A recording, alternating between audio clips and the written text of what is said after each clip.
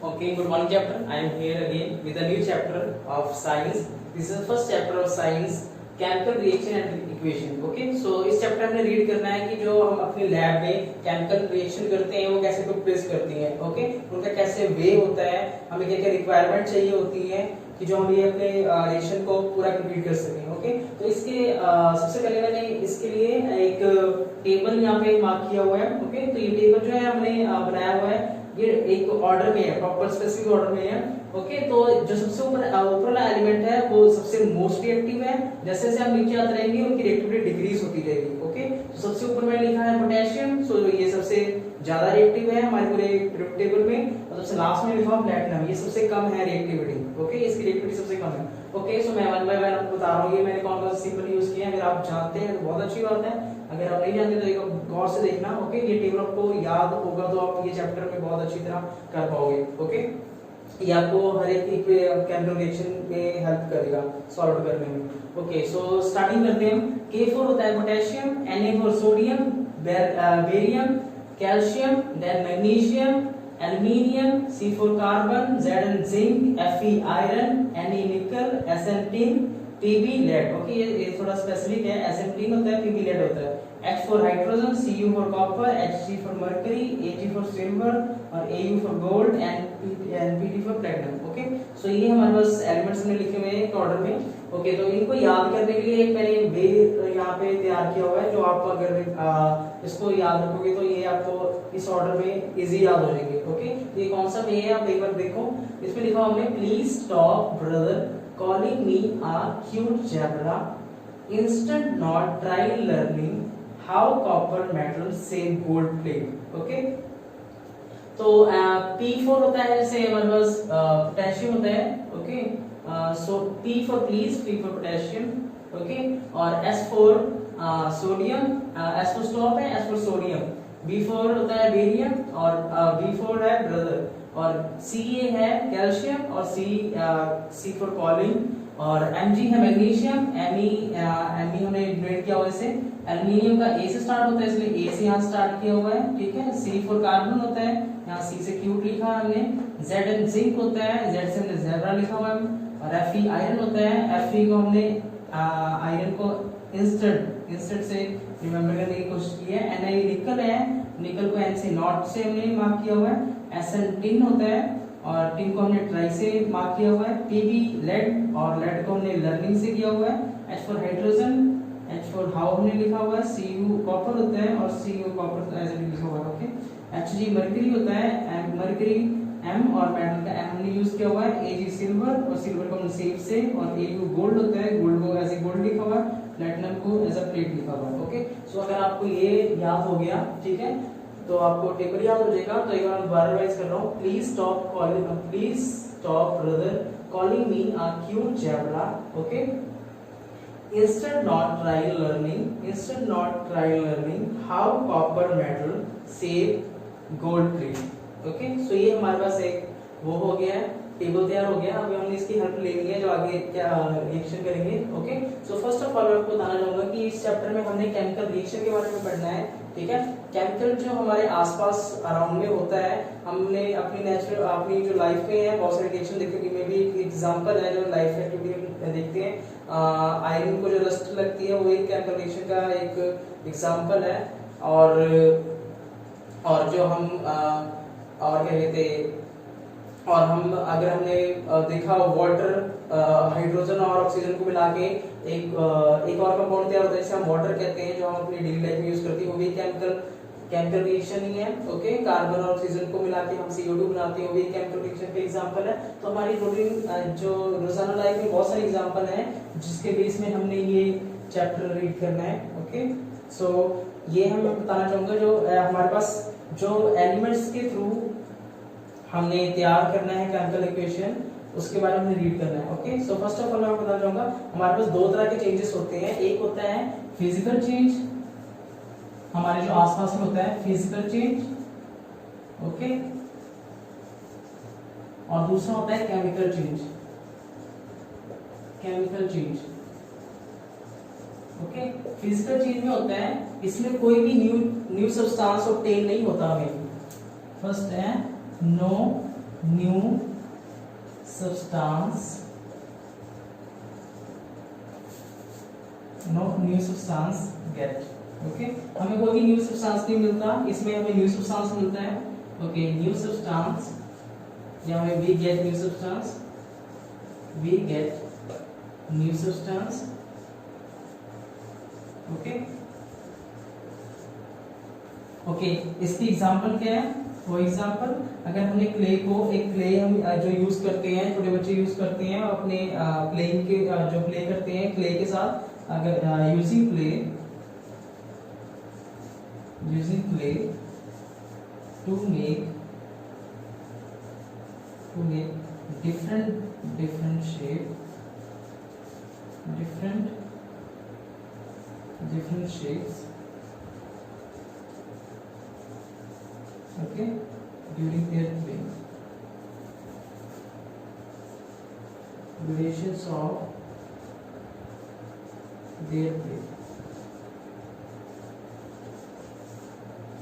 okay, तो हमने क्या लिखा हुआ है? Using a clay to make the different shapes duration of their playing. Okay, so मतलब जो बच्चे खेलते हैं, अगर वो अपने खेलते टाइम में एक क्ले का यूज करते हैं, कभी उसे कोई शेप बना देते हैं, उससे कोई और शेप बनाते हैं, लेकिन वो एक्चुअल में, अगर उसे अब किसी और बार शेप में चेंज कर रहे हो, लेकिन एक्चुअल में वो क्ले है और उसकी बस शेप चेंज कर रहे हैं, बट वो है तो क्ले, और हमें कोई एक्स्ट्रा मटेरियल या न्यू मटेरियल नहीं बन रहा। बट इस केस में केमिकल चेंज में क्या होता है? हमेशा एक न्यू मटेरियल बनता है। ठीक है, इसकी एक एग्जांपल और मैं लिखना चाहूंगा। जैसे अगर हम कैंडल को बर्न करते हैं, ओके, जो कैंडल बर्न होती है और उसके साइड में उसकी वैक्स जो गिरती है, एक्चुअल में वो पहले तो कैंडल थी, प्रॉपर शेप में थी, ठीक है, था वो वैक्स ही, बट उसकी शेप थी एक वर्टिकली, बट जब उसे हम यूज कर लेते हैं तो जो वैक्स है वो साइड में गिरता जाता है। ठीक है, वो होता है वैक्स ही है, बट उसकी शेप चेंज होती है, तो वो भी एक फिजिकल चेंज ही है हमारे लिए। ओके, तो उस केस में हमें कोई न्यू सब्सटेंस नहीं मिलता, बट हाँ हमें एक वो मिल जाता है कि एक उसकी शेप चेंज होती है बस। ओके, केमिकल चेंज में क्या आएगा? इसकी एग्जांपल मैं आपको देना चाहूंगा। एग्जांपल इसकी, change milk into curd, milk into curd। Okay, और rusting of iron and rusting of iron. Okay, तो ये है हमारे पास, आपने क्या किया? मिल्क को कर्ड में चेंज किया। ठीक है, एग्जांपल रस्टिंग ऑफ आयरन हमारा सेकंड एग्जांपल है। तो ये इस केस में देखो, आप जो आप केमिकल चेंज कर रहे हो ये इरिवर्सिबल है, मींस हम अगर आपने कर्ड में चेंज कर दिया मिल्क को, तो दोबारा मिल्क नहीं बना सकते। अगर एक आयरन को रस्ट लग गया तो उस आयरन को उस आयरन से रस्टिंग को हटा के प्रॉपर से न्यू आयरन नहीं बना सकते आप। ओके, सो ये केमिकल चेंज में आ जाता है। तो आप ऐसे भी बता सकते हैं कि जो केमिकल चेंज होते हैं इरिवर्सिबल है, मतलब ये रिवर्स में नहीं जाते, ये इरिवर्सिबल है, मतलब इनकी रिएक्शन वापस नहीं होती अपोजिट डायरेक्शन में, बट ये फिजिकल है, ये रिवर्सिबल है। ठीक है, तो आप इसे लिख भी सकते हो। इसके लिए मैं लिख देता हूँ यहाँ पे सेकंड पॉइंट में, इट इज रिवर्सिबल। ओके, और इसका आ जाएगा इट इज नॉट रिवर्सिबल। ठीक है, तो ये रिवर्सिबल नहीं है और ये रिवर्सिबल है, तो आपको ये याद रखना है। तो ये हम, लेकिन बेसिकली फिजिकल चेंज तो हमने नहीं पढ़ना, बट केमिकल चेंज हमने ये सारा पढ़ना है, जो हमारा मेन पार्ट है इस चैप्टर का। ओके, सो मैं आपको थोड़ा सा और आइडिया दे दूं। तो जो केमिकल चेंज है, हमने बहुत सारी एग्जांपल्स हैं हमारे इस चैप्टर में, तो आपको थोड़ा बहुत आइडिया हो गया फिजिकल चेंज क्या होता है और केमिकल चेंज क्या होता है। ओके, तो केमिकल चेंज जो होता है उसको हमने एक वे में रिप्रेजेंट करना होता है। ओके, जो हमारे केमिकल चेंज हमने पढ़ना है इस चैप्टर में, हमने एक वे में उसे रिप्रेजेंट करना होता है। फॉर एग्जांपल, अगर हमारे पास for example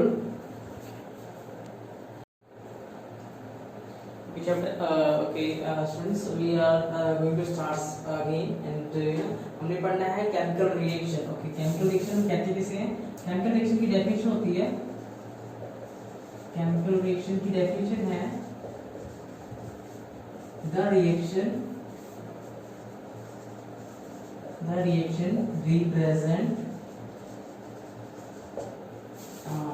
the reaction represents chemical changes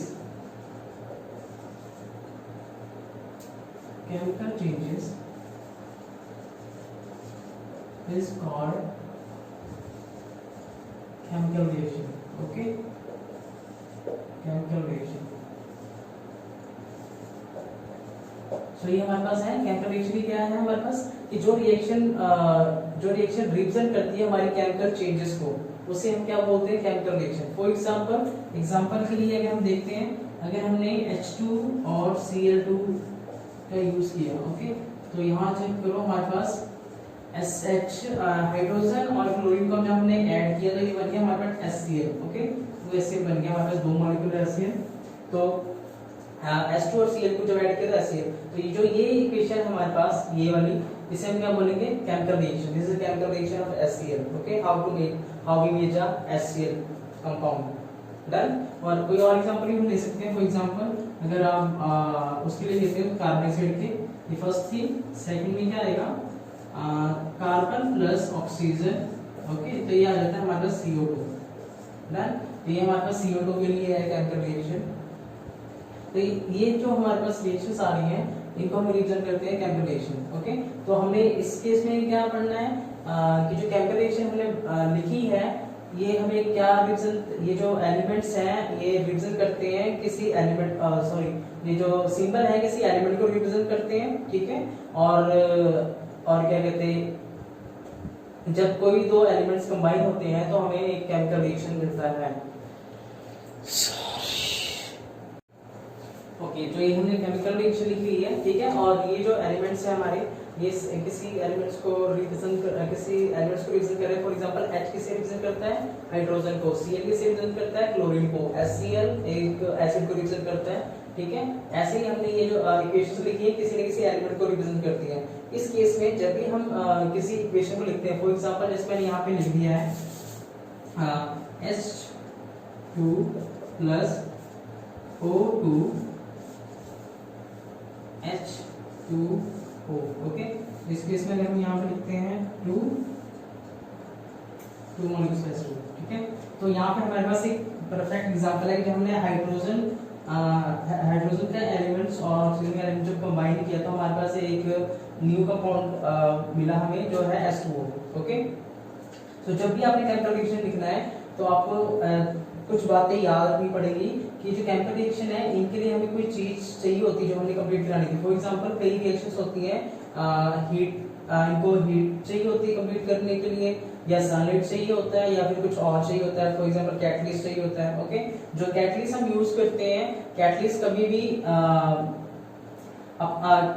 अपनी बस इसमें पार्टिसिपेट कराता है, क्या इसकी रेट को आगे इस रेट को इंक्रीज करता है रिएक्शन की, या डिक्रीज कर। रेट मींस होता है कि या रिएक्शन को फास्ट करता है या फिर स्लो करता है। ओके, वो कभी भी कोई पार्टिसिपेट नहीं करता इसमें, तो उसका बस इतना होता है कि उसने रिएक्शन को फास्ट या स्लो करना होता है। ओके, रेट को डिसाइड करता है। तो ये हमारे पास कैटलिस्ट का वर्क हो जाता है। ओके, तो और इसके बाद हमें कुछ सिंबल मिलेंगे यहाँ पे जब हम केमिकल रिएक्शन के एक कुछ सिंबल होते हैं इस फॉर्म में।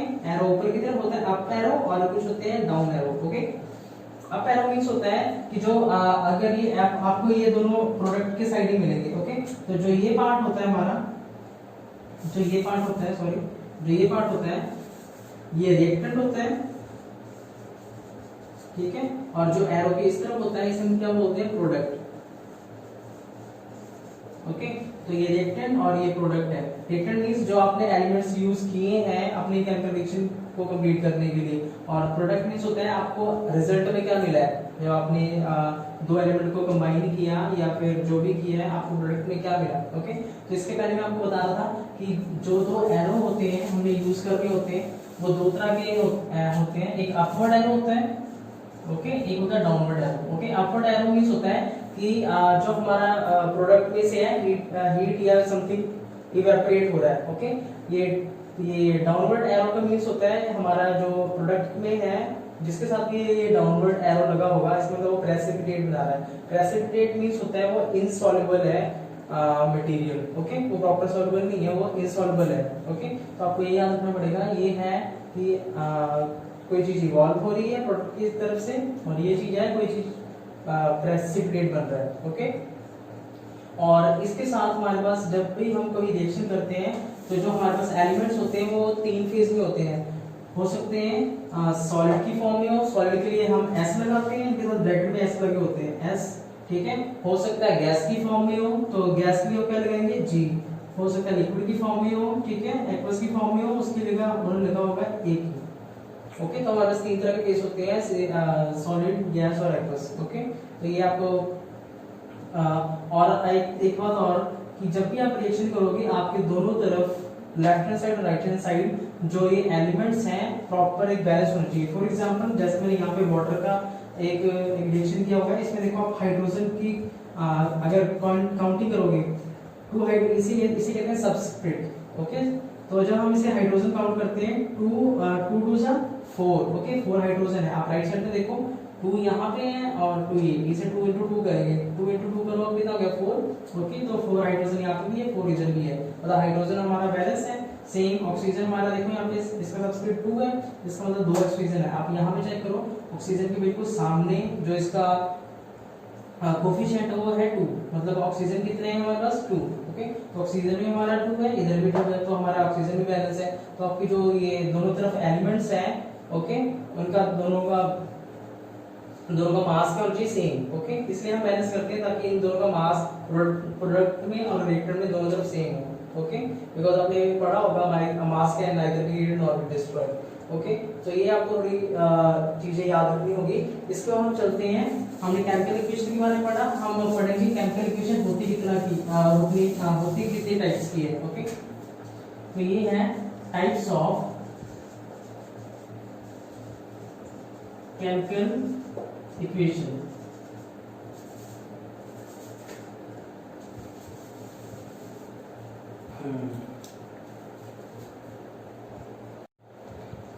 ओके, इस टेबल के बाद इस टेबल को हम नेक्स्ट आगे मूव करते हैं। ओके, सो हमारे सराउंडिंग में है कुछ चेंजेस होते हैं। ओके, सो कुछ चेंजेस को हम फिजिकल चेंज कहते हैं और कुछ चेंजेस को हम केमिकल चेंजेस कहते हैं। ओके, तो 2 तरह के चेंजेस होते हैं, फर्स्ट होता है physical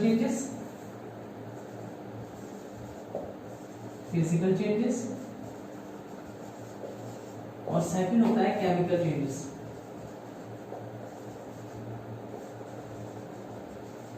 chemical changes. Okay, physical changes क्या होता है, इसमें हमें कोई भी न्यू सब्सटेंस नहीं मिलता, no new substance, we do not get no new substance, we don't get new substance। okay, तो हमें कोई भी न्यू सब्सटेंस नहीं मिलता, बट इस केस में हमें मिलता है, we get new substances। Okay, तो हम इसमें कोई भी न्यू सब्सटेंस नहीं मिलता, इस केस में हमें न्यू सब्सटेंस मिलता है। ओके, और ये होता है reversible, this is reversible reaction. Okay, तो ये रिवर्सिबल होती है, ये होती है हमारे पास, this is not reversible,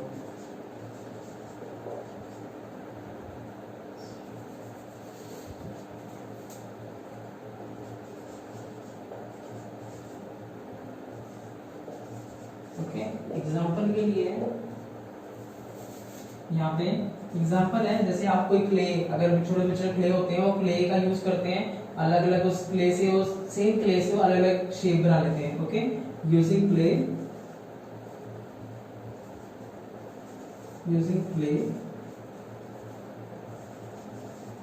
to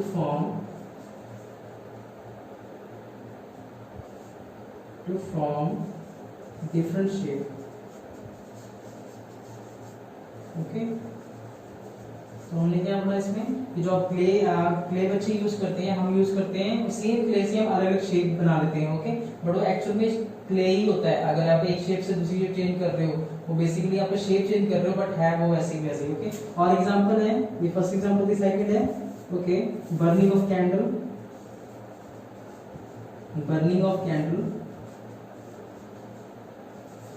okay, तो आपने क्या किया, अगर जो हमारे पास वैक्स थी, एक जब कैंडल थी इनिशियल पॉइंट पे, कैंडल एक प्रॉपर वर्टिकल फॉर्म में थी, ओके, एक ट्यूब की फॉर्म में थी, बट जब आपने इसे यूज किया, उसे बर्न किया, यूज करने के बाद क्या हो गया, जो वैक्स थी हमारे पास इनिशियल में वो पिघल के फैल गई है और उसका कोई न्यू सब्सटेंस नहीं बना, बल्कि उसकी शेप चेंज हो चुकी है, बाकी सब्सटेंस वही का वही है, ओके।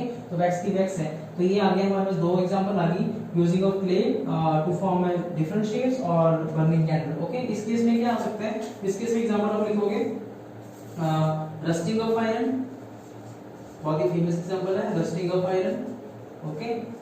और सेकंड है milk change into curd, yes, milk change into curd, okay. तो हमारे पास यहाँ पे दो एग्जांपल आ चुके हैं, दोनों फेमस है हमारे पास। रस्टिंग ऑफ आयरन होगी, ओके, जिसमें हम अगर आपको किसी आयरन पर रस्ट लग जाता है, तो अगर आप रस्ट को हटा के, आप सोचो कि रस्ट को हटा के इसे पूरा न्यू आयरन में कन्वर्ट कर देना, ऐसा पॉसिबल नहीं होगा, बिकॉज ये इरिवर्सिबल है, ऐसा होगा नहीं, ठीक है। और नेक्स्ट है milk change into curd, okay. जब कर्ड एक बार तैयार हो जाती है इसी मिल्क से, तो ये इम्पॉसिबल है कि आप कर्ड को दोबारा मिल्क में चेंज कर दो। तो ये जो है हमारे पास किस में आते हैं, केमिकल चेंजेस में आ जाते हैं, ओके। तो ये केमिकल चेंजेस हैं और ये फिजिकल चेंजेस हैं। तो आपको दो तरह के चेंजेस आप मैंने टीच किए हैं, फिजिकल चेंज और केमिकल चेंज। फिजिकल चेंज क्या होते हैं, हमें कोई न्यू सब्सटेंस नहीं मिलता, बस उसकी शेप चेंज हो सकती है, ओके, बट इस केस में न्यू सब्सटेंस मिलता है, और इस केस में ये रिवर्सिबल है, मींस इसे हम रिवर्स कर सकते हैं, जैसे मैंने बताया क्ले को आप एक शेप से दूसरी शेप में चेंज कर सकते हो, ओके। बट इस केस में क्या है, ये है रिवर्स, ये है, this is not reversible, sorry, ठीक है। For example rusting of iron, iron एक बार लग गया तो आप उसे दोबारा न्यू, बिल्कुल न्यू मटेरियल में नहीं चेंज कर सकते। मिल्क अगर एक बार कर्ड में चेंज हो गया तो वो दोबारा मिल्क में नहीं बन सकता, ओके। तो ये हमारे पास कुछ आइडिया थे, ओके। नेक्स्ट मैं बता रहा हूँ, नेक्स्ट हम करने जा रहे हैं केमिकल इक्वेशन। केमिकल इक्वेशन कहते हैं जिसे, ओके, बिकॉज ये केमिकल रिएक्शन के बारे में था, ओके। नेक्स्ट है chemical equation. Chemical equation means होता है, किसे कहते हैं केमिकल इक्वेशन, केमिकल इक्वेशन की डेफिनेशन हो सकती है the reaction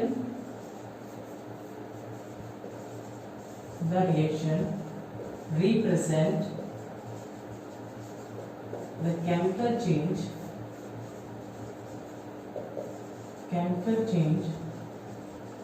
is called chemical equation, okay। Chemical equation, कि जो हमारे पास केमिकल इक्वेशन है उसे हम कैसे बोल सकते हैं, जो केमिकल इक्वेशन है वो equation the reaction which represent the chemical change, जो हमें बताया किसी केमिकल के चेंज होने के बारे में, उस इक्वेशन को हम क्या बोलेंगे, chemical equation, okay. For example CaCO3, okay, जब इसे आप हीट करते हो, ओके, तो ये हमें क्या क्या प्रोवाइड करता है, ये प्रोवाइड करता है CaO प्लस CO2, ओके। तो यहाँ पे देखो, यहाँ हमारे पास है, ये है हमारे पास जो ये कोई इक्वेशन है, ये किसी ये जो इक्वेशन है किसी केमिकल को रिप्रेजेंट कर रही है, okay. For example calcium carbonate को जब हमने हीट किया, हीट प्रोवाइड की, तो हमें कैल्शियम ऑक्साइड और कार्बन डाइऑक्साइड दो चीजें मिली हैं, ओके। तो इसको हम क्या बोलेंगे, केमिकल इक्वेशन, ओके, इस पूरी इक्वेशन को। और जब आपने केमिकल इक्वेशन लिखनी है या सॉल्व करनी है, आपको कुछ बातों का थोड़ा ध्यान रखना पड़ेगा। फॉर एग्जांपल जैसे कि जब भी हम केमिकल इक्वेशन करेंगे तो हमें कुछ ना कुछ हेल्पिंग सब्सटेंस चाहिए। फॉर एग्जांपल हो सकता है जो केमिकल रिएक्शन हो रही हो किसी हीट की प्रेजेंस में हो रही हो, मतलब हम हीट से प्रोवाइड कर रहे हो, ओके। हो सकता है उसे सनलाइट प्रोवाइड की जा रही हो सकता है वो कैटलिस्ट में यूज कर रहे हो, ओके। तो आप कुछ ना कुछ उसमें कुछ ना कुछ उसे प्रोवाइड करके उसे केमिकल रिएक्शन कंप्लीट करा सकते हो। हीट तो आपको पता लग गया, आप बाय लैंप या कुछ भी किसी की हेल्प से हीट प्रोवाइड कर दोगे, सनलाइट भी आपको पता लग गया, ओके। और जो लास्ट है कैटलिस्ट की केस में क्या होता है, कैटलिस्ट जब भी हम कैटलिस्ट प्रोवाइड करते हैं, कैटलिस्ट बस इतनी हेल्प करता है कि जो रिएक्शन को फास्ट या स्लो करता है, ओके। वो रेट को डिफाइन करता है कि जो रिएक्शन है हमारा वो फास्ट होगा या स्लो होगा। तो जो कैटलिस्ट है वो खुद नहीं पार्टिसिपेट करता, बट वो हेल्प करता है कि केमिकल जल्दी हो जाए या स्लो हो जाए, ओके। और कुछ इसमें चीजें हैं। फॉर एग्जांपल अगर आप किसी भी कंपाउंड के या किसी एलिमेंट के सामने अगर आप एस लिखा देखते हो, एस मीन्स होता है सॉलिड, ठीक है। तो ये आपने देखा होगा, जैसे ब्रैकेट में एस लिखा होता है छोटा सा, यहाँ पे एस लिखा होता है, ठीक है। अगर यहाँ पे अगर एल लिखा, अगर वो लिखा हुआ है जी, मतलब जो हमारे पास लेट करो यहाँ पे अगर जी लिखा हुआ है, ये जी लिखा हुआ है और ये जी लिखा हुआ है यहाँ पे, ठीक है। तो जी मीन्स होता है कि जो वो सब्सटेंस है हमारा गैस की फॉर्म में है, ओके। जो ये हमारे पास कंपाउंड हमें मिला है वो किसकी फॉर्म, गैस की फॉर्म में है। एक ही बार और लिखा होता है AQ, AQ मतलब होता है कि जो हमारा सब्सटेंस कंपाउंड है वो एक्वस की फॉर्म में है, ओके, एक्वस की फॉर्म में है, एक्वस की फॉर्म में है, डन। तो ये हमारे पास कुछ चीजें आपने याद रखनी है। और क्या कहते हैं, एक चीज और है, हाँ जी, अगर ये कहते हैं इस चीज को हम बोलते हैं रिएक्टेंट, लेफ्ट साइड होता है, ये है रिएक्टेंट हमारे पास, ओके। ये चीज है हमारे पास प्रोडक्ट, रिएक्टेंट ये है और प्रोडक्ट ये है। रिएक्टेंट मींस होता है कि आपने क्या चीज थी, आपने जो इनिशियल पॉइंट में रिएक्ट करवाई थी, ठीक है। और प्रोडक्ट मींस होता है आपको रिजल्ट में क्या मिला है, रिजल्ट में रिएक्शन कंप्लीट होने के बाद आपको क्या फाइनल प्रोडक्ट क्या मिला हुआ है, ओके। और उसके बाद हमारे पास होता है एक तो एरो हम रिप्रेजेंट करते हैं, फॉर एग्जांपल एरो कुछ होता है, एक तो होता है अपवर्ड एरो, एक होता है डाउनवर्ड एरो, ओके। जो अपवर्ड एरो होता है वो रिप्रेजेंट करता है कि हीट या कोई चीज इवॉल्व हो रही है, मतलब अगर लेट करो मैंने यहाँ पे एरो डाल दिया ऐसे करके, ओके। तो इसका मीनिंग है कि जो ये वाली गैस है, ठीक है, CO2 गैस, ये इवॉल्व हो रही है इसमें से, या हीट निकल रही है, ओके, इसे कहते हैं इवैल्यूएशन, ओके। अगर डाउनवर्ड है, डाउनवर्ड एरो है, इसका मतलब होता है, इसका मतलब होता है वो प्रेसिपिटेट बन रहा है, क्या हो रहा है ये, प्रेसिपिटेट, प्रेसिपिटेट, ओके। प्रेसिपिटेट इसमें कोई एक आपको ये चीज याद रखनी पड़ेगी, BaSO4, ओके, और PBI और AgCl, AgBr और AgI, ठीक है। ये कुछ हमारे पास ऐसे एलिमेंट हैं जो प्रेसिपिटेट हैं, इनके साथ हमेशा जरूर ये डाउनवर्ड एरो लगा होता है, प्रेसिपिटेट, ओके। प्रेसिपिटेट मींस क्या होता है कि ये जो हमारे पास सब्सटेंस है प्रेसिपिटेट है, ये सारे जो कंपाउंड है ये इनसॉल्युबल है, ये प्रॉपर सॉल्युबल नहीं है, ठीक है, सॉल्यूशन में, और ये प्रॉपर सॉल्युबल नहीं है, इसलिए इनको हम क्या बोलते हैं, प्रेसिपिटेट, ओके। तो ये आपको कुछ नेम है जो प्रॉपर आपको याद रखने पड़ेंगे, PBI, ओके, लेड आयोडाइड, ये है बैरियम सल्फेट, ये है AgCl, AgBr, AgA, ओके। तो ये आपको है रिवाइज करने पड़ेंगे, सिल्वर क्लोराइड, सिल्वर आयोडाइड। तो ये कुछ प्रेसिपिटेट है जो हमने रिवाइज करनी है। अब ये केमिकल इक्वेशन के बारे में पढ़ना है, पढ़ लिया हमने। अब हम देखना है केमिकल इक्वेशन होती कितनी टाइप्स की है, ओके। तो यहाँ पे हमने रीड किया हुआ है केमिकल इक्वेशन। अब इसके टाइप्स में देखेंगे, types of chemical equation. First आ जाएगा, पहले डिफाइन करते हैं टाइप्स ऑफ केमिकल इक्वेशन।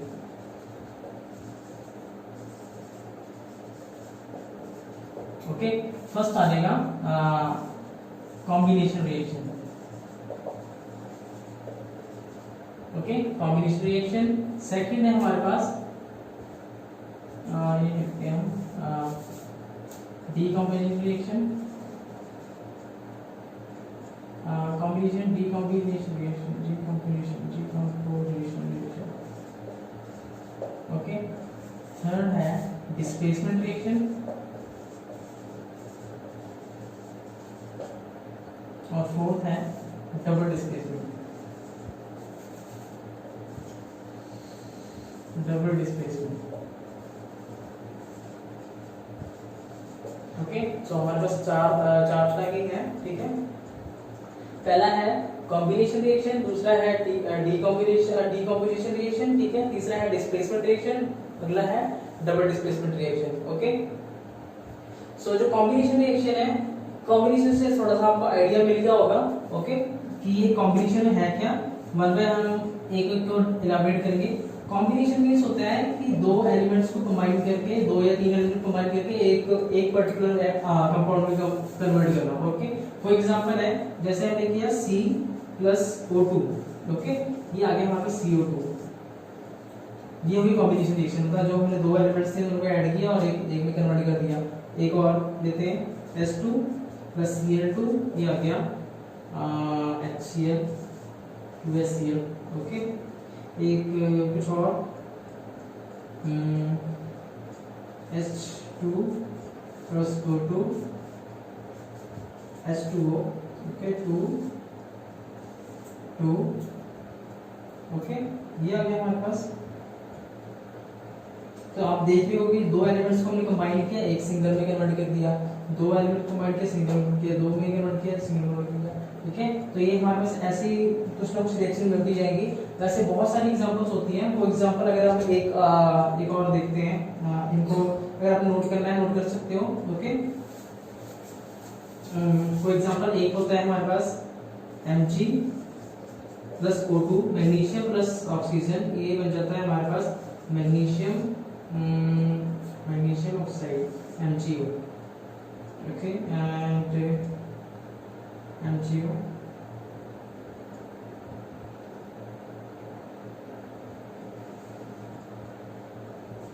या 2MgO, ओके।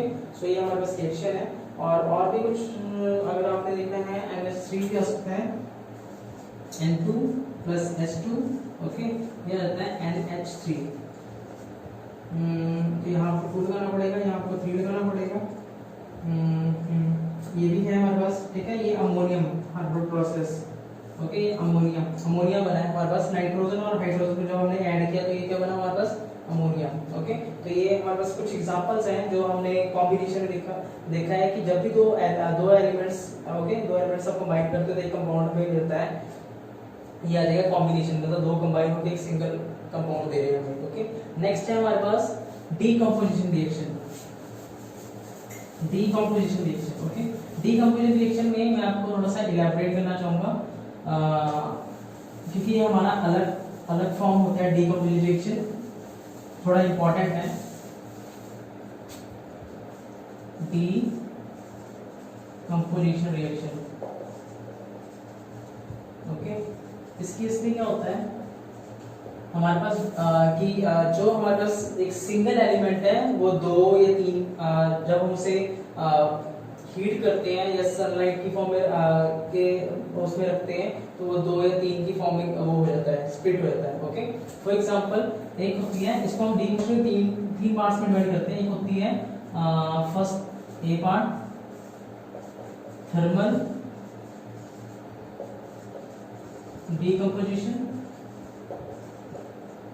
ओके। इस केस में आप एग्जांपल लिख लो इसकी कि जब CaCO3 को आप हीट करते हो, ओके, तो हमें क्या क्या मिलता है, CaO मिलता है और CO2 मिलता है, okay.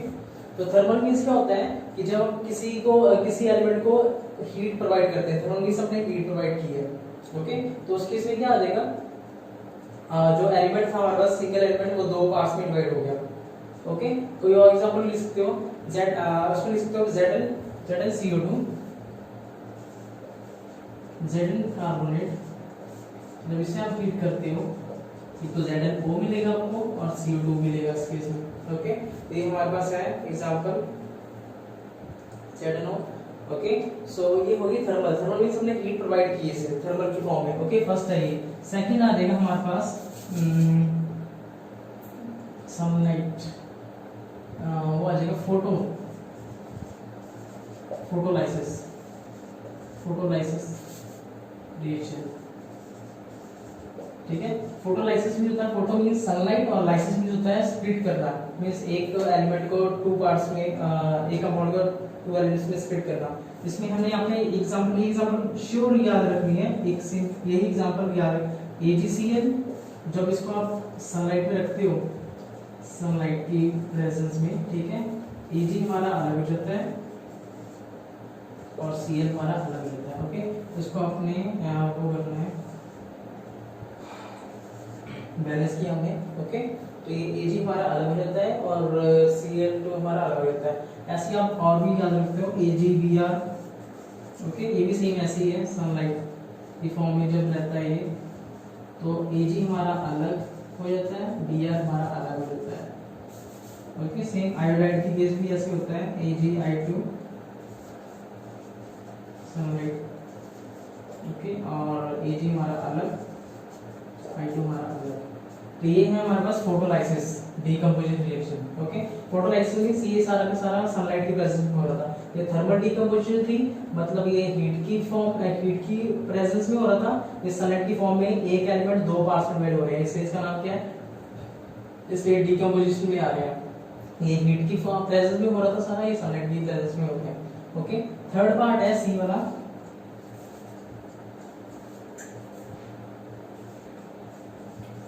Electrolysis reaction. Okay, electrolysis means मैंने आपको बताया था, लाइसिस मींस क्या होता है, किसी एक एलिमेंट को, किसी एक कंपाउंड को दो एलिमेंट्स में, अलग अलग एलिमेंट्स में डिवाइड करना। इलेक्ट्रो मींस होता है कि इलेक्ट्रिसिटी की प्रेजेंस में। ओके, तो इसमें क्या करना है, इसमें आपने याद रखना है कि जब आप वाटर को इलेक्ट्रोलाइसिस करते हो, ठीक है, इलेक्ट्रिसिटी की प्रेजेंस में, ये इलेक्ट्रिसिटी की प्रेजेंस में होगा। ओके, तो इस केस में क्या आएगा, H2 आएगा प्लस O2 आएगा। ओके, तो इस केस में हमने क्या देखा, जो इलेक्ट्रोलाइसिस मींस हमारा वाटर मॉलिक्यूल था वो दो पार्ट्स में डिवाइड हो गया, एक हाइड्रोजन गैस और एक ऑक्सीजन गैस। ओके, तो एक सिंपल कंपाउंड को हमने दो पार्ट्स में डिवाइड किया है, हाइड्रोजन ऑक्सीजन को। ओके, तो जो जिस प्रोसेस से हम करते हैं उसे हम कहते हैं इलेक्ट्रोलाइसिस ऑफ वाटर। ओके, और जो ऑक्सीजन है हमें एनोड में मिलता है, और जो ये हाइड्रोजन है हमें कैथोड में मिलता है। ओके, तो ये हमारे पास है डीकंपोजिशन रिएक्शन। इसमें देखो आपको एक वाटर था, इसमें दो पार्ट्स में डिवाइड हो गया, तो ये तीन पार्ट आपने याद रखने हैं, ये तीनों डीकंपोजिशन की एग्जांपल्स हैं, उनकी फॉर्म में है।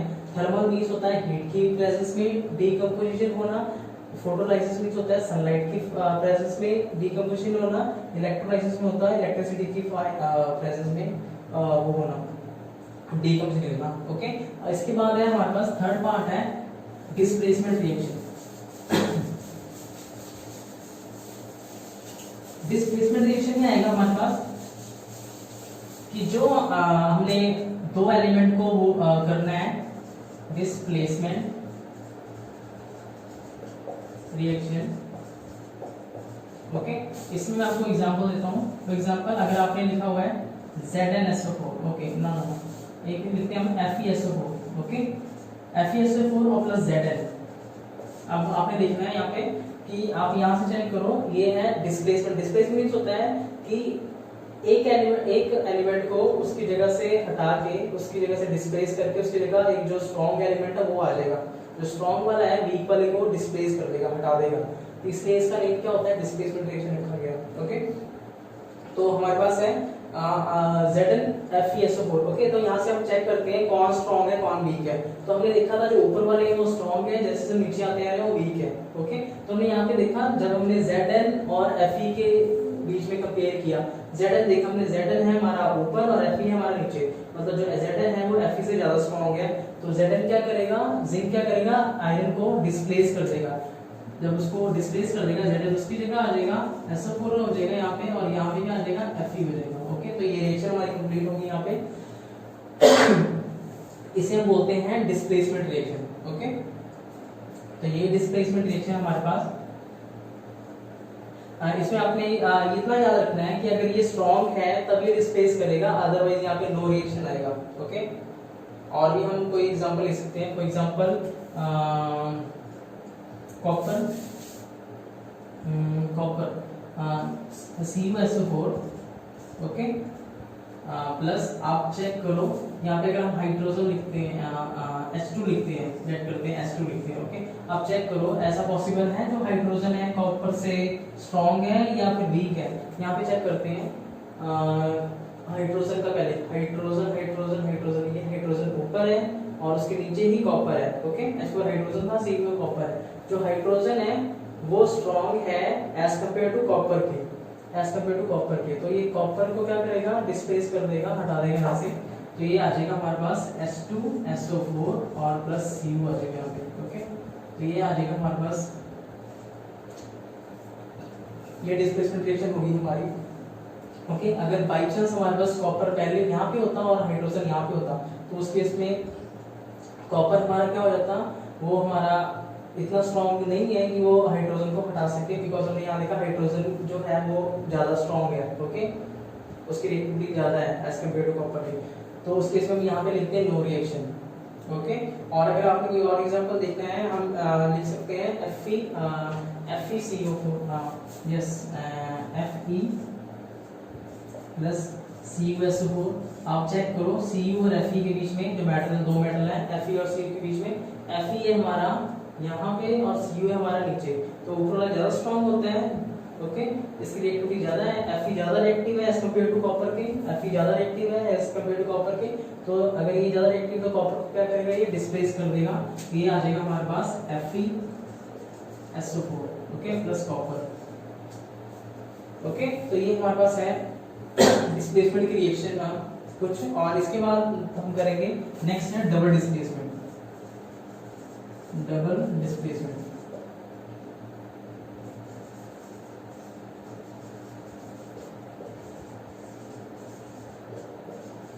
ओके, तो ये डबल डिस्प्लेसमेंट भी है, ये थर्ड था हमारे पास, ये फोर्थ वाला है।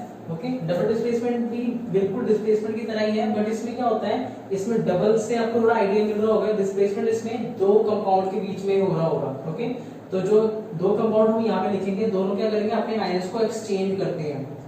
ओके, दो आयंस अपने दो आयंस क्या करते हैं, दो कंपाउंड क्या करते हैं, आयंस को क्या करते हैं, एक्सचेंज करते हैं। फॉर एग्जांपल अगर मैंने यहाँ पे लिखा BaCl2 plus Na2SO4, okay, BaCl2 Na2SO4। अब यहाँ पे चेक करो, हमारे पास ये जो SO4 है ये Ba के पास आ जाएगा, ओके, और जो Cl2 है इसके पास आ जाएगा, तो कुछ ऐसा हो जाएगा ये case, BaSO4 plus 2NaCl। Okay, so ये हमारे पास आ गया Ba और SO4 कंबाइन हो गया, BaSO4 हो गया, और ये Na और Cl कंबाइन हो गया, 2NaCl आ गया। यहाँ पे हम देखो इनकी वो प्रॉपर बैलेंसिंग भी की है, जो Na है उसके यहाँ पे सबस्क्रिप्ट में 2 था, यहाँ पे 2 Na है, यहाँ पे देखो 2 Na है, यहाँ Cl 2 थे, यहाँ भी 2 Cl है। ओके, तो हमने बैलेंसिंग भी रखी है, Ba यहाँ सिंगल है, यहाँ भी Ba सिंगल है, SO4 हमारा एक था सिंगल था, यहाँ पे भी सिंगल है। ओके, तो ये एक एग्जांपल होगी। अब इसमें क्या है, देखा आपने, ये दो कंपाउंड थे हमारे, दोनों ने एक दूसरे को क्या किया, जो SO4 है इसकी जगह आ गया और Cl है इसकी जगह चला गया। ओके, तो ये डबल डिस्प्लेसमेंट हुई है, इसने इसको डिस्प्लेस किया, इसने इसको डिस्प्लेस किया, तो इसमें डबल डिस्प्लेसमेंट हुई है। तो इस तरह आप याद कर सकते हो, डबल डिस्प्लेसमेंट क्या होता है, दो आयंस आपस में दो कंपाउंड में जो आयंस होते हैं एक दूसरे को क्या करते हैं, एक्सचेंज करते हैं। ओके, कोई और एग्जांपल भी कर सकते हैं, AgNO3 प्लस NaCl, या आ जाएगा AgCl प्लस NaNO3, ये आ गया हमारे पास। ओके, तो इस केस में क्या हुआ, जो NO3 था यहाँ पे, ये यहाँ पे आ गया, और Na इस तरफ आ गया Cl। ओके, तो Ag और Cl कंबाइन होके AgCl हो गए। ओके, और Na और NO3 यहाँ पे आके NO3 बन गए। ये हमारे पास कुछ वो थे, ठीक है, डबल डिस्प्लेसमेंट के एग्जांपल्स। और आपने ये भी याद रखना है कि मैंने आपको बताया था BaSO4 और AgCl बाइट प्रेसिपिटेट होते हैं। ओके, आपने ये याद रखना है कि प्रेसिपिटेट कौन से होते हैं। तो ये मैंने आपको दो चीजें इकट्ठी करवा दी, डबल डिस्प्लेसमेंट की एग्जांपल भी दी है, साथ में अगर आपसे कोई पूछता है कि write down the precipitate reaction, तो ये दोनों उसमें वैलिड है। ओके, तो ये हमारा प्रेसिपिटेट रिएक्शन। तो ये चार तरह की हमने की है। फर्स्ट हमने की थी हमने कॉम्बिनेशन रिएक्शन, सेकंड की थी डिस्प्लेसमेंट डिकम्पोजिशन रिएक्शन, थर्ड की थी डिस्प्लेसमेंट, और फोर्थ की थी डबल डिस्प्लेसमेंट रिएक्शन। ओके, तो केमिकल रिएक्शन हमारी चार तरह की होती है, आपने ये याद रखना है। ओके, और इसके बाद आपने ये टेबल जरूर याद रखना है, बिकॉज़ ये टेबल के बेस पे ही आप हो सकता है, अगर आपको टेबल नहीं याद तो ये आप पॉसिबल नहीं कर पाओ। ओके, और आई थिंक इसके पहले आपको और इनका ऑक्सीडेशन स्टेट भी पता होना चाहिए। फॉर एग्जांपल Na का कितना होता है, Cl का कितना होता है, आई होप आपको पता होगा, बिकॉज हमने लास्ट आपने प्रीवियस क्लासेस में भी पढ़ा होगा ऑक्सीडेशन स्टेट किसे कहते हैं और किसका कितना कितना होता है, 9th क्लास में है ये टॉपिक। ओके, सो मैं इसे रेज करने जा रहा हूँ। इसके बाद है हमारे पास, अगर आपने नोट करना है नोट कर सकते हो। ओके, नेक्स्ट टॉपिक है इसके बाद आएगा हमारे पास ऑक्सीडेशन। ओके, अब बैलेंसिंग रिएक्शन हम देखते हैं कि बैलेंस कैसे करते हैं रिएक्शन को।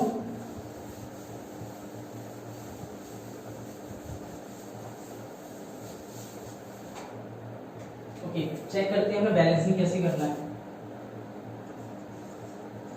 फर्स्ट ऑफ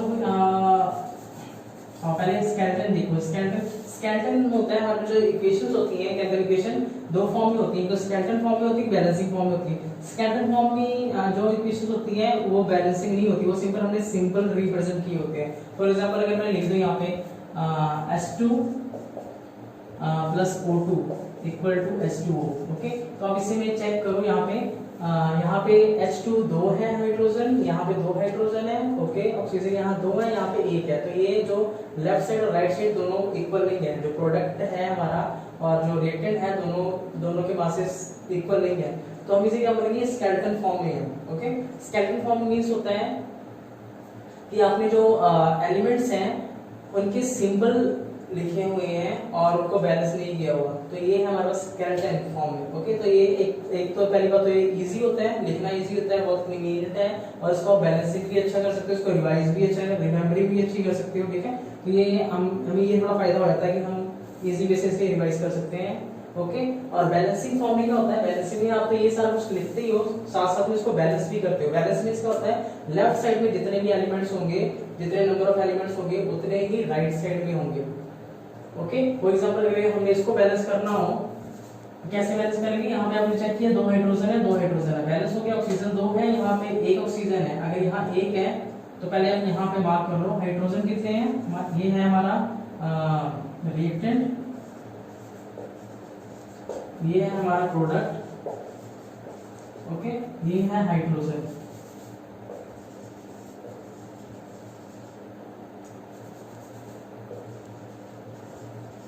ओके, ये भी इधर भी है हाइड्रोजन हमारे पास।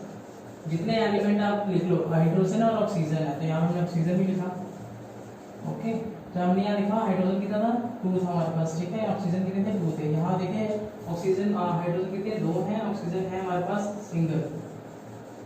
Okay, single. ओके, तो आपने देखा यहाँ पे ऑक्सीजन 2 है, यहाँ पे सिंगल है, तो अगर यहाँ 2 है तो यहाँ भी 2 करने पड़ेंगे। तो आप क्या करोगे, यहाँ पे 2 मल्टीप्लाई करोगे। ओके, हमने 2 मल्टीप्लाई किया यहाँ पे, तो आपने जो यहाँ 2 मल्टीप्लाई किया, ये 2 आपको यहाँ मल्टीप्लाई करना पड़ेगा ये कोफिशिएंट में। कभी भी जब भी आपने बैलेंस करना है, कभी भी इसके यहाँ सबस्क्रिप्ट में नहीं लगाना कोई भी नंबर, कोई भी इंटीजर, हमेशा आपने यहाँ लगाना है फ्रंट पे, यहाँ पे, जिसे हम कहते हैं कोफिशिएंट। ये कोफिशिएंट यहाँ पे आपने लिखना है, जो भी लिखना है। ओके, जैसे मैंने यहाँ पे 2 लिखा ना, यहाँ पे आपने मार्क करना है। तो अगर मैंने यहाँ पे मेरे को बैलेंस करना था, मुझे बचा था यहाँ पे 2 लिखना है, तो मैंने यहाँ 2 लिख दिया। आप मार्क करो, देखो यहाँ 2 है, ये भी 2 है, 2 2 हो गया 4, तो इधर हो गया, ये हो गया 4। अब हाइड्रोजन यहाँ 4 है, यहाँ पे 2 है, तो इसको भी 4 करना पड़ेगा, तो यहाँ पे 2 मल्टीप्लाई करना पड़ेगा। 2 2 से कितना आएगा 4। अगर यहाँ आपने 2 से मल्टीप्लाई किया तो हाइड्रोजन में किया हुआ, तो आपको यहाँ भी हाइड्रोजन में करना पड़ेगा। ओके, तो आप बैलेंसिंग चेक करो, हाइड्रोजन हमारा 4 है, यहाँ पे 4 है, यहाँ पे ऑक्सीजन 2 है, यहाँ पे ऑक्सीजन कितना है 2 है, तो हमारे दोनों तरफ क्या होगी, बैलेंसिंग हो चुकी है। ओके, तो हाइड्रोजन चेक करो, 2 2 4, 4 hydrogen. Okay, 2 2 4, 4 hydrogen, oxygen 2, oxygen इसके सामने है 2। ओके, तो ये होगी हमारी बैलेंसिंग, जो हमने बैलेंस किया हुआ है ऑक्सीजन को, सॉरी पूरी केमिकल रिएक्शन को। तो आपने ऐसे बैलेंस करना है। ओके, तो बहुत ही इजी है। बस एक दो हम और चेक करते हैं कैसे बैलेंसिंग करते हैं। फॉर एग्जांपल अगर हमने देखना हो, अभी हमने कोई एग्जांपल ली थी N2 प्लस H2 और यहाँ पे हमने लिखा था NH3। ओके, NH3 यहाँ पे आ जाएगा रिएक्टेंट, यहाँ पे लिखते हैं प्रोडक्ट। ओके, तो यहाँ पे हमारे पास सब चेक करो, हमारे पास 2 एलिमेंट्स हैं, यहाँ नाइट्रोजन हाइड्रोजन, नाइट्रोजन और है हाइड्रोजन। ओके, यहाँ पे 2 ग्रुप सेम है, नाइट्रोजन और है हाइड्रोजन। ओके, नाइट्रोजन में क्या, अब चेक करो नाइट्रोजन यहाँ कितने हैं, 2 है, हमने 2 लिखा, हाइड्रोजन कितने हैं 2 है, हमने 2 लिखा। यहाँ पे नाइट्रोजन चेक करो, नाइट्रोजन यहाँ पे अगर यहाँ पे कोई नंबर नहीं लिखा था 1 मानते हैं, यहाँ 1 है यहाँ 1 है, ओके ये 1 हो गया, 1 1 से 1। हाइड्रोजन की यहाँ सब्स्टिट्यूट में 3 है तो यहाँ पे मैंने कितना मार्क करना है 3। अब चेक करो नाइट्रोजन यहाँ 2 है यहाँ पे 1 है, तो यहाँ अगर 1 है तो यहाँ पे 2 करना पड़ेगा, तो मुझे आई थिंक 2 लगाना पड़ेगा इसके आगे। तो यहाँ पे 2 मल्टीप्लाई करोगे, 2 1 जा 2, ओके। अगर आप ये यहाँ पे 2 मल्टीप्लाई किया नाइट्रोजन के साथ में, तो नाइट्रोजन यहाँ है तो यहाँ पे आपको 2 करना पड़ेगा। जैसे ही आप यहाँ 2 करोगे, आपने लिखा यहाँ 2 है यहाँ 3 है, हाइड्रोजन के क्या आ जाएंगे 2 3 जा 6, मतलब आपने यहाँ 2 मल्टीप्लाई कर दिया है, 6 हाइड्रोजन हो चुके हैं, ओके। आपने देखा नाइट्रोजन बैलेंस है, बट हाइड्रोजन के केस में क्या हुआ, यहाँ पे 6 है यहाँ पे 2 है, ओके। तो 2 को हमने 6 अगर कन्वर्ट करना हो तो हमें 3 तक काउंट करना पड़ेगा, आई थिंक 2 3 जा 6। तो अगर आपने यहाँ हाइड्रोजन में 3 मल्टीप्लाई किया है, तो यहाँ जहाँ हाइड्रोजन आपको दिख रहा होगा उसके कोफिशिएंट में आपको 3 यहाँ मल्टीप्लाई करना पड़ेगा, 3s2, ओके। तो आप चेक करो हमारे पास नाइट्रोजन भी 2 इधर है, इधर भी 2 नाइट्रोजन है, इधर 3 2 6 हाइड्रोजन है, यहाँ 2 3 6 हाइड्रोजन है, ओके। सो ये हमारे पास है, हमने ये बैलेंसिंग की है इक्वेशंस की, ओके। तो आपको ऐसे रिवाइज करने हैं ये बैलेंसिंग आपने हमेशा याद रखना है, हमेशा इसके कोफिशिएंट में ही इंटीजर लगानी है, इसके सब्स्टिट्यूट में कोई भी नहीं लगाना, ओके। नहीं तो वहां से आप मिस्टेक कर दोगे, ओके। तो अगर आपको कोई और एग्जांपल भी देखनी है, हम यहाँ पे देख लेते हैं। फॉर एग्जांपल Cu लेट करते हैं हम Fe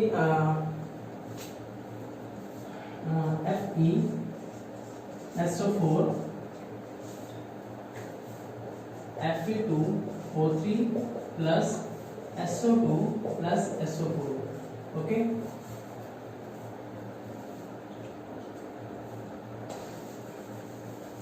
तो हमने एक लिखा हुआ है आयरन सल्फेट और ओके आयरन ऑक्साइड और सल्फर डाइऑक्साइड, सल्फर टेट्राऑक्साइड होगा I think 2 side sulphur tetroxide, okay. तो ये आ जाएगा आयरन, हमारे पास कौन कौन से लिखने हैं, एक तो आयरन है, एक सल्फर है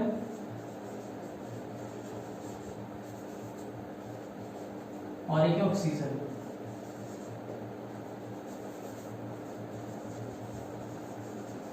हमने देखा आयरन कितने हैं हमारे पास, सिंगल है, यहाँ पे सल्फर कितने हैं, आई थिंक सिंगल है, और ऑक्सीजन कितने हैं, ऑक्सीजन के सब्स्टिट्यूट में 4 है, यहाँ 4 लिखा हमने। सेम आयरन यहाँ पे देखते कितने हैं, आयरन यहाँ है 2, सल्फर है यहाँ पे 2 और ऑक्सीजन है यहाँ पे, ऑक्सीजन है यहाँ पे 3, यहाँ पे 3 2 यहाँ पे 3 2 5 5 3 लिखोगे 8, ओके। यहाँ पे 8 ऑक्सीजन है। अब चेक करो आयरन यहाँ सिंगल है, यहाँ पे आयरन 2 है, ओके। तो आयरन यहाँ 2 है, यहाँ पे अगर 2 करना तो 2 से मल्टीप्लाई करना पड़ेगा। जैसे आप 2 से यहाँ मल्टीप्लाई करोगे तो यहाँ आयरन के सामने मल्टीप्लाई किया, आयरन के साथ में यहाँ मल्टीप्लाई करोगे 2, जैसे आप 2 मल्टीप्लाई करोगे यहाँ S के सामने भी 2 आ गया, ऑक्सीजन के सामने भी 2 आ गया, इसके नीचे भी 2 आ जाएगा, ओके, और इसके सामने भी 2 आ जाएगा। तो आपने यहाँ पे क्या देखा कि जैसे आपने 2 लगाया, आपने देखा सल्फर की बारी है, सल्फर में देखा 2 है, यहाँ पे सल्फर 2 है, ओके, बैलेंस है ये। तो ये आयरन में बैलेंस हो गया हमारा, ये भी बैलेंस हो गया, ऑक्सीजन में चेक करते हैं 8 है और यहाँ पे ऑक्सीजन में 8 है, मतलब हमारा सारा बैलेंस हो गया। तो ये जो हमारे पास आई है इक्वेशन, ये क्या होगी, बैलेंसिंग फॉर्म में हो चुकी है, ओके। सो ये है हमारे पास, हमने बैलेंस कैसे करना है, एक तरफ आपको डिफरेंट लिखना है, दूसरी तरफ प्रोडक्ट लिखना है, फिर सिंगल सिंगल एलिमेंट लिखने हैं और उसको 1 बाय 1 बैलेंसिंग करते हैं, ओके। आप अगर आप एक बैलेंसिंग करोगे दूसरा अपने आप ही बैलेंस होता जाएगा, परसिस्ट होता जाएगा। तो ये आपने बैलेंसिंग ऐसे ही करनी है, ओके। इसके बाद हम करेंगे ऑक्सीडेशन। डिफाइन ऑक्सीडेशन क्या होती है, ऑक्सीडेशन मींस होता है, ऑक्सीडेशन मींस होता है जब भी आप किसी केमिकल रिएक्शन में ऑक्सीजन को ऐड करते हो उसे हम बोलते हैं oxidation reaction, okay. Oxidation means होता है, oxidation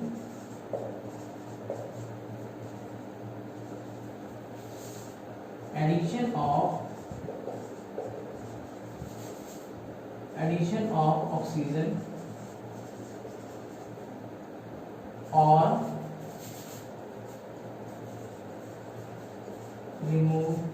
removal of hydrogen or losing of electron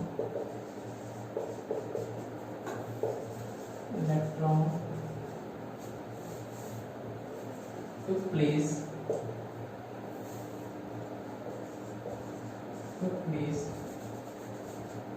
in a chemical reaction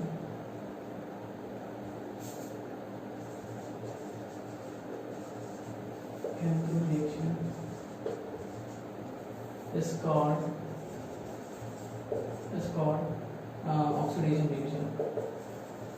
oxidation reaction. Okay, तो हमने आई थिंक यहाँ पे तीन डेफिनेशन इकट्ठी लिख दी ऑक्सीडेशन की। ऑक्सीडेशन मींस होता है कि आप किसी में ऑक्सीजन ऐड करो, एडिशन ऑफ ऑक्सीजन, या फिर और अगर रिमूवल ऑफ हाइड्रोजन, अगर हाइड्रोजन का रिमूव भी कर रहे हो तब भी उसे ऑक्सीडेशन कहेंगे। ओके, या फिर लूजिंग ऑफ इलेक्ट्रॉन। ओके, तो हमारे तीन डेफिनेशन होगी। या फिर आप क्या करते हो, किसी एलिमेंट में ऑक्सीजन का ऐड करते हो, फर्स्ट डेफिनेशन, और मतलब या रिमूवल ऑफ हाइड्रोजन, या फिर उसमें से हाइड्रोजन निकालते हो, दो। थर्ड है हमारे पास लूजिंग ऑफ इलेक्ट्रॉन, या फिर उसमें से आप इलेक्ट्रॉन ले लेते हो अगर वो इलेक्ट्रॉन लूज करता है। ओके, तो ये आ जाएगा हमारे पास। जिस रिएक्शन में ये ऐसा होगा उसे हम बोलेंगे ऑक्सीडेशन रिएक्शन। ओके, इसमें एग्जांपल क्या है, एग्जांपल आपने देखा है, जैसे हम करते हैं C+O2, ये आ जाएगा CO2। ओके, इसमें हमने क्या किया, कार्बन में ऑक्सीजन को ऐड किया तो ये हो गया CO2। ओके, हमने इससे पहले और देखा था, एक लिखा था Mg+O, I think MgO। Okay, MgO, ये ऑक्सीजन की रिएक्शन होगी। ओके, और ये है हमारा ऑक्सीजन की रिएक्शन। और आप ये भी लिख सकते हो H2O2 ओके, सो अगर आप ध्यान से देखो जिसमें इसमें ऑक्सीजन ऐड हो रहा है हमारा। ओके, तो ये हमारा क्या हो गया, ऑक्सीडेशन रिएक्शन। ये ऑक्सीडेशन रिएक्शन है, ये भी ऑक्सीडेशन रिएक्शन है। तो जिसमें ऑक्सीजन ऐड होती है हम बोलते हैं ऑक्सीडेशन रिएक्शन। ओके, तो ये ऑक्सीडेशन रिएक्शन की एग्जांपल्स हैं। तो लेकिन आपने तीन डेफिनेशन याद रखनी है। अगर किसी रिएक्शन में ऑक्सीजन ऐड होता हो, या फिर हाइड्रोजन रिमूव होता हो, या फिर इलेक्ट्रॉन लूज होता हो, उस केस में हम क्या बोलेंगे, ऑक्सीडेशन रिएक्शन। ओके, इसके अपोजिट, ऑक्सीडेशन के बिल्कुल अपोजिट होती है रिडक्शन। ओके, रिडक्शन में क्या होता है, यहीं पे हम करते हैं वो। रिडक्शन मींस होता है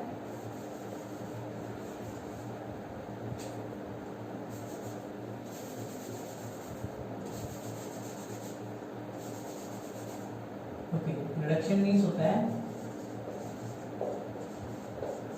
अब इसमें पहले एडिशन ऑफ ऑक्सीजन था, इस केस में हो जाएगा एडिशन ऑफ हाइड्रोजन और रिमूवल ऑफ, यहाँ पे हाइड्रोजन था, यहाँ पे आ जाएगा ऑक्सीजन। ओके, और यहाँ पे लूजिंग था, यहाँ पे आ जाएगा gaining of electron to place in chemical is called oxidation, ही अभी हो जाएगा रिडक्शन। ओके, तो ये आ जाएगा रिडक्शन। तो अगर हम इसकी तीन डेफिनेशन होगी। अगर रिडक्शन हम किसे बोलेंगे, अगर किसी रिएक्शन में हाइड्रोजन ऐड हो रहा हो, या फिर ऑक्सीजन को रिमूव कर रहे हो, या फिर इलेक्ट्रॉन को गेन कर रहा हो, तो उस तीनों की जो डेफिनेशन है उसको हम बोलेंगे reduction. Okay, reduction reaction. Okay, इसकी हमारे पास एग्जांपल हो सकती है एडिशन ऑफ हाइड्रोजन। इसमें तो वाटर में भी यूज कर सकते हैं। ओके, फॉर एग्जांपल जैसा हमने देखा था अभी एग्जांपल में H2O प्लस O2, अभी हमने वाटर लिखा था H2O।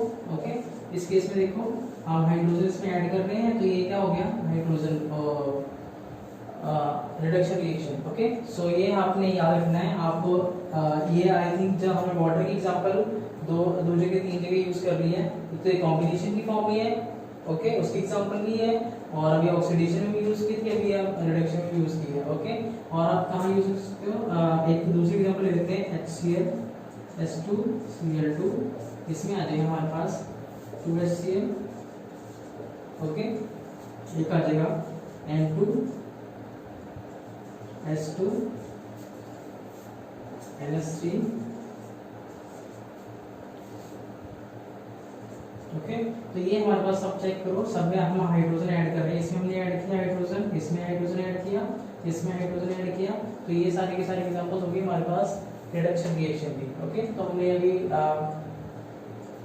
रिवाइज किया रिडक्शन रिडक्शन रिएक्शन किसको कहते हैं। ओके, इसके बाद है हमारे पास reducing oxidation agent. Okay, reducing agent और ऑक्सीडेशन एजेंट। इस केस में हम हम ऐसे भी कह सकते हैं। ओके, मैं आपको ओरली बताता हूँ। Reducing oxidation, first of all oxidation agent के बारे में बात करते हैं। ऑक्सीडेशन एजेंट होता है कि जो किसी दूसरे एलिमेंट को ऑक्सीडाइज कराने में हेल्प करे। ओके, जो कोई दूसरे एलिमेंट को ऑक्सीडाइज कराने में हेल्प करे उसे हम बोलते हैं oxidation reaction.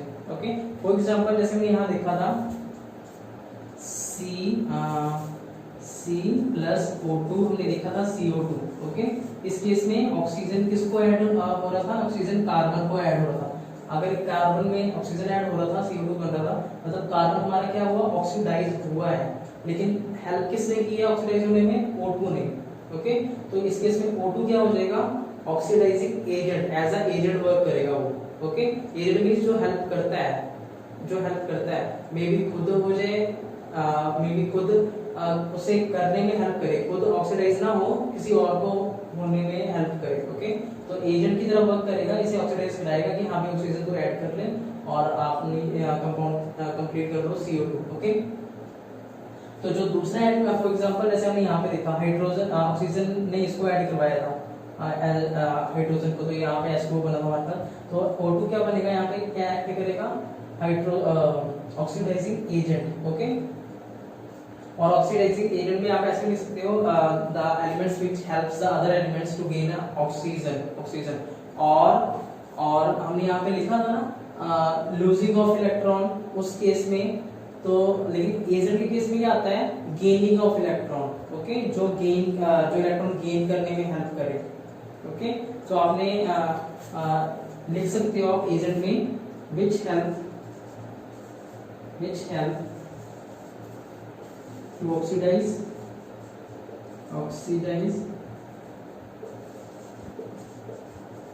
other element or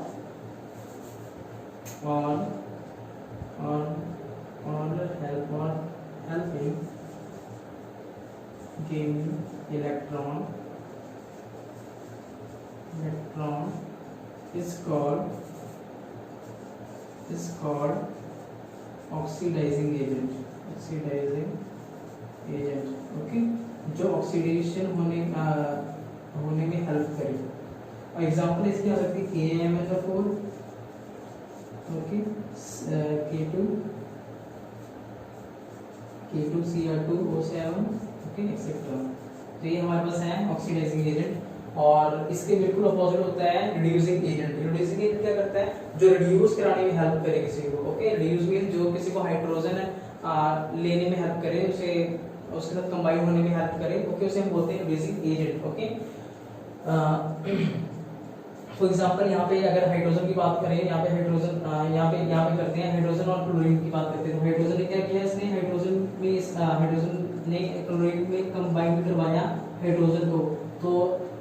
तो जो हाइड्रोजन है हमारा, वो हाइड्रोजन रिड्यूसिंग एजेंट हो गया। ओके, जो हाइड्रोजन को ऐड कराने में हेल्प करता है। ओके, और यहाँ पे गेनिंग ऑफ इलेक्ट्रॉन है, उस केस में हमें लिखना है लूजिंग ऑफ इलेक्ट्रॉन। ओके, तो ये आपने याद रखना है, which helps to reducing any other elements and losing of an electron is called reducing agent. Okay, उसके एग्जांपल है प्लैटिनम, निकल, maybe सोडियम। ओके, सो ये हमारे पास एग्जांपल है उनकी रिड्यूसिंग एजेंट की। इसके बाद है हमारे पास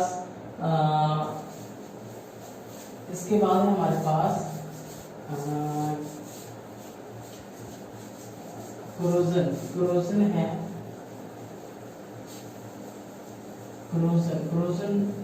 क्रोजन मींस मैं आपको बताऊं, क्रोजन मींस क्या होता है। क्रोजन मींस होता है कि जब भी किसी मेटल को कोई रिएक्शन कोई भी रस्टिंग लग जाती है, उस केस में उसे क्या कहते हैं, क्रोजन। ओके। फॉर एग्जांपल क्लोजर हम दोबारा से करते हैं, क्लोजर। ओके, क्लोजर मींस क्या होता है?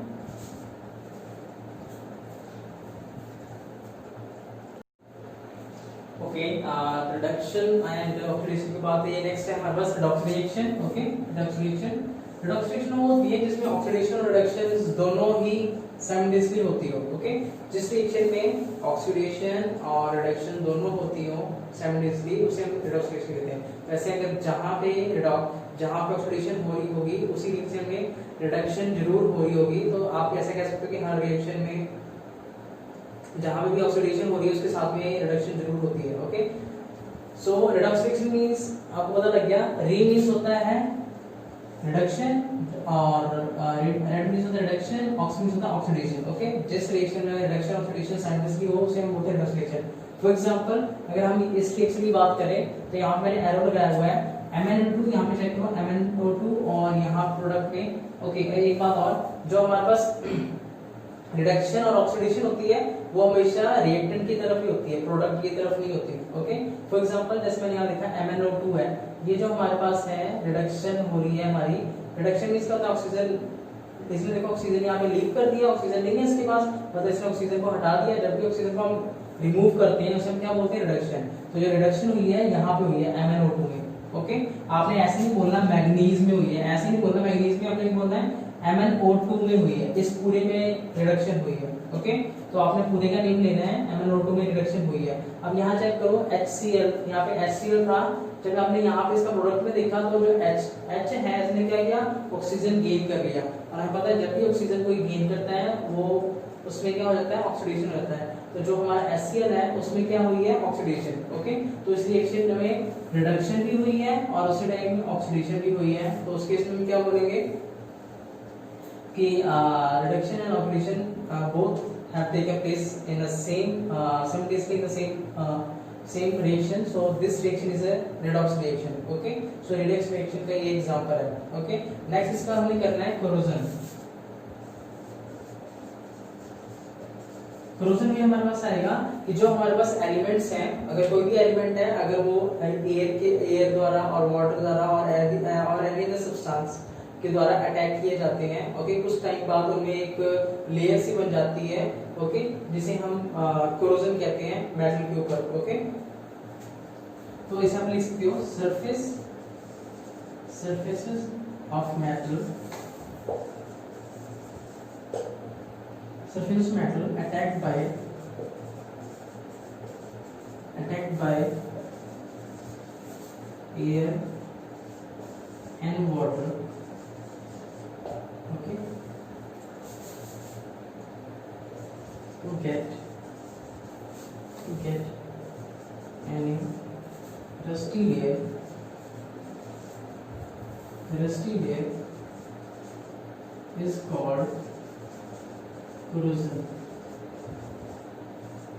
ओके, तो उसे हम बोलेंगे corrosion कि जो भी मेटल का सरफेस है जब वो अटैक होता है उसके ऊपर एयर और वाटर के द्वारा और उसके ऊपर जो एक रस्टी लेयर फॉर्म होती है उसे हम बोलते हैं corrosion. ओके, corrosion, और इसमें है रस्ट और corrosion में इतना डिफरेंस होता है। जो रस्ट corrosion है वो अगर किसी भी मेटल में अगर हमारा रस्ट लग जाए उसे हम corrosion बोलेंगे, लेकिन अगर पर्टिकुलर आयरन में हमारा रस्ट लगे तो हम उस corrosion को हम रस्ट बोलते हैं। ओके, तो आपने ये याद रखना है। आप हम इससे रस्टिंग को corrosion को प्रिवेंट कैसे कर सकते हैं, बचा कैसे कर सकते हैं। ओके, तो अगर आप क्या करो, प्रिवेंटिंग के लिए आप क्या कर सकते हो, पहला हो सकता है पेंटिंग कर सकते हो आप इसे, ठीक है, इस मेटल को। सेकंड है इसे ऑयलिंग कर सकते हो। ओके, कि हाँ इसमें वाटर और एयर की प्रॉपर लेयर नहीं वहां पे लगेगी। और थर्ड है इसमें गैल्वेनाइज कर सकते हो इसे।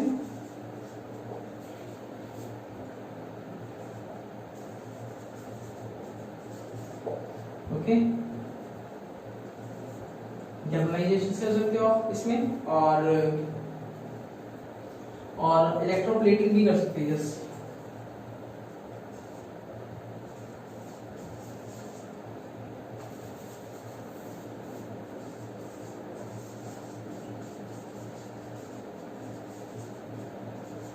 इलेक्ट्रोप्लेटिंग कर सकते हो आप। Okay, coating, oiling, greasing,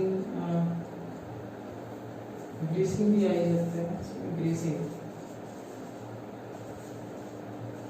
okay, तो ये चीजें आप कर सकते हो उसमें। तो ये सारी पेंटिंग, ऑयलिंग और गैल्वेनाइजेशन। गैल्वेनाइजेशन यूज होता है कि जब आप किसी मेटल के ऊपर एक जिंक की कोट चढ़ाते हो, उसे कहते हैं गैल्वेनाइजेशन, उस प्रोसेस को। ओके, इलेक्ट्रोप्लेटिंग कर सकते हो। इलेक्ट्रोप्लेटिंग में आप किसी भी लेयर चढ़ा सकते हो, किसी भी लेयर की। मींस आप लेट करो, अगर आपने गोल्ड की लेयर चढ़ानी है तो गोल्ड की चढ़ा सकते हो, सिल्वर की, किसी अदर मेटल की। ग्रीसिंग, उसे ग्रीस लगा सकते हो। ओके, तो इससे क्या होगा, जो हमारे मेटल है वो प्रिवेंट रहेगा रस्टिंग से, और वो सेफ रहेगा, और वो काफी टाइम तक यूज होता रहेगा। ओके, तो ये हमारे पास है क्रोजन की लिए। इसके बाद लास्ट टॉपिक है रेंसिडिटी। ओके, रेंसिडिटी में क्या होता है?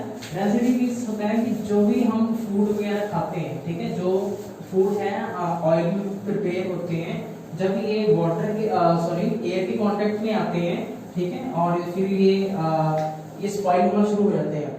ओके, तो जो रेंसिडिटी है हमारे पास, रेंसिडिटी का हमने क्या बोला है कि जो हमारे फूड है, जो फूड प्रिपेयर होते हैं, ओके, वो जब एयर के कांटेक्ट में आते हैं तो ये स्पॉइल होना शुरू हो जाते हैं। जब ये स्पॉइल होना शुरू हो जाते हैं तो उस प्रोसेस को हम बोलते हैं रेंसिडिटी। ओके, उसकी स्मेल चेंज हो जाती है, उसका टेस्ट चेंज हो सकता है। ओके, तो आप ऐसे बोल सकते हो the spoil, okay, the spoiling of spoiling of oily food, the spoiling of oily food by oxidation is called rancidity. Okay, so just spoiling of oily food by oxidation is called rancidity. Okay, तो और इससे बचाने के, rancidity से बचाने के लिए क्या करते हैं? फॉर एग्जांपल हम इससे प्रिवेंट के लिए क्या करते हैं? प्रिवेंट के लिए हम करते हैं, हम जो चिप्स होते हैं, chips packed in air tight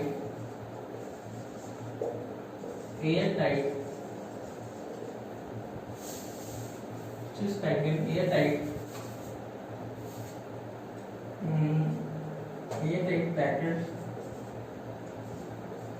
packet with nitrogen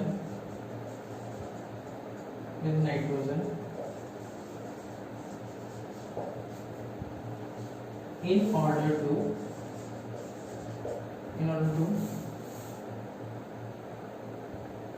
prevent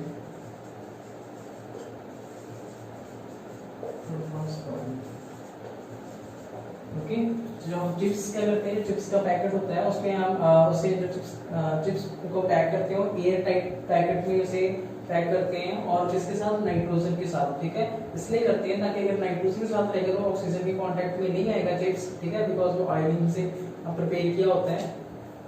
तो जो हमारा चिप्स है वो हमारा काफी टाइम तक स्पॉइल से बच जा सकता है। ओके, तो एक कदा और आप देख लो, एक होता है BHA, ओके, एक होता है BHT, ओके, एक होता है BHA और एक होता है BST। ओके, एक ये होता है, ये दोनों प्रिवेंट होते हैं हमारे पास। BST को बटर को स्पॉइल से बचाते हैं। Okay, dilated